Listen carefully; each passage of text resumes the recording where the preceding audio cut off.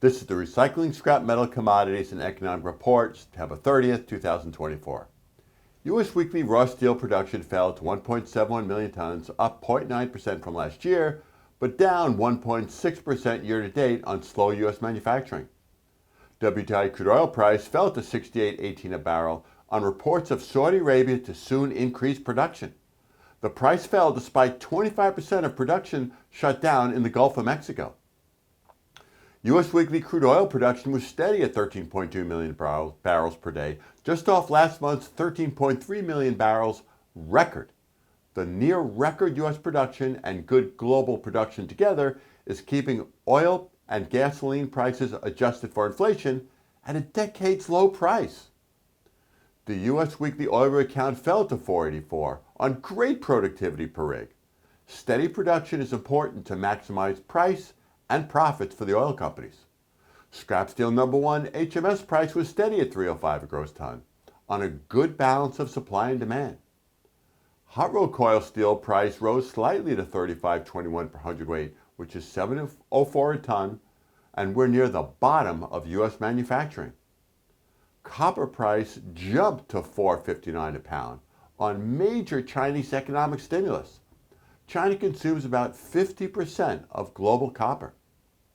Aluminum price also jumped to $1.20 a pound, which is $23.37 a metric ton, a 3-month high on the same Chinese stimulus.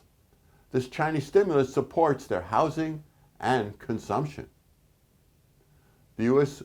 August goods trade deficit shrank, as in it got better, to $94.3 billion, but that's the lowest since March, but it's bad. Exports grew at 2.4%, while imports declined at 1.6%. Cheaper imports lowers inflation here in the U.S., but it's bad for middle-class jobs. U.S. Q2 real consumer spending, which is adjusted for inflation, it rose a healthy 2.8% from Q1. It's a good number. Salary increases higher than inflation are helping consumers, and the record number of people working here in the U.S.